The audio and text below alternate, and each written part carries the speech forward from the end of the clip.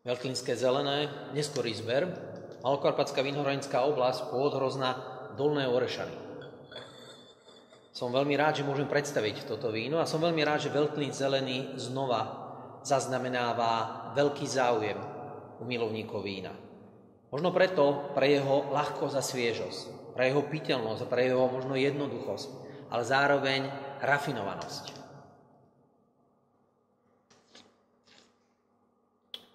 Vôňa hroznová, pozadí vôňa lučných kvetov. Chuť stredne plná, harmonická, jemne korenistá, pozadí biele korenie a úplne na záver jemne horko-mandlová chuť. Tak príznačná a charakteristická pre túto odrodu.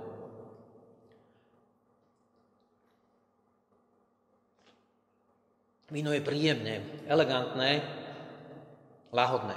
Naozaj víno, ktoré doporučujem popíjať s priateľmi, či už na jar, na leto, k rôznym grill party, pre jeho eleganciu a noblesu. Kto neskúsi, nevie.